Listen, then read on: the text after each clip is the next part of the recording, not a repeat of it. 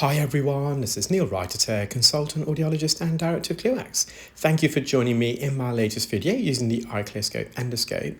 This is the left ear of patient who featured in video 1642.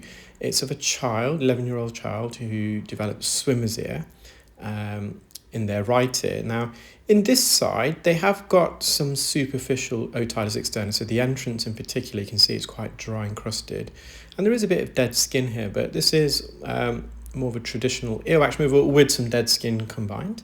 And what I'm doing here, I'm just trying to separate the wax and skin plug from the posterior, so the back part of the ear canal, laterally near the entrance. And quite often, because the ear canal bends in this region, you can get wax stuck there. And you can see there's more dead skin in that region as I pull the plug away.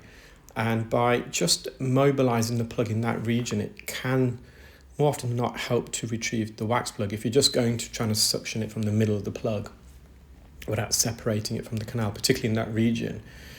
Quite often you're stuck and the wax plug just doesn't want to move because it's still adhered to the ear canal. So the eardrum is visible in the background. There's just some occluding wax, dry skin superiorly on the roof of the ear canal here. So I'm just going to try and mop up as much as possible. Now there's a few flakes of dry skin on the eardrum. We're going to leave that. It's not significant. And obviously you're going to take into account the patient's age. So they're 11. Now they are very, very still. They've been coming for a few years now. But by removing that's not really going to add to anything. Necessarily so, and the skin looks like it's flaking away anyway.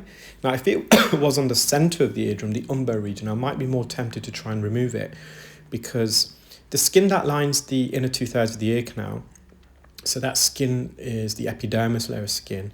All the skin cells are created at the center of the eardrum, believe it or not. That's the progenitor site. And again, if you've been watching my videos for a while, it might sound like I'm repeating myself, but there's always new followers and subscribers, so I always want to kind of repeat information where possible so that new subscribers and followers can follow.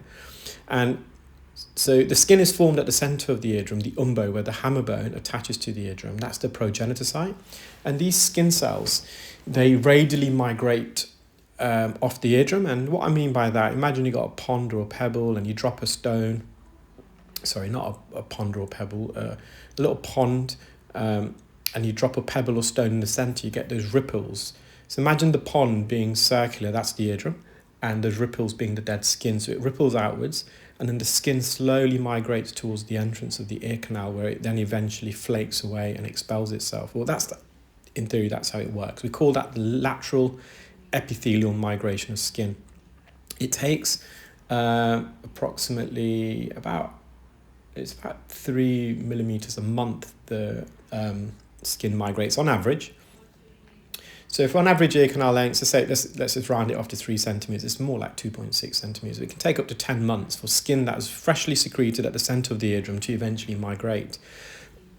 And as the skin migrates, any earwax sitting on the surface is generally transported out of the ears like a conveyor belt. So if you've heard the term the ear is self-cleansing, that's what's meant by it. Because the skin migrates sideways, it transports wax sitting on the surface out of the ear.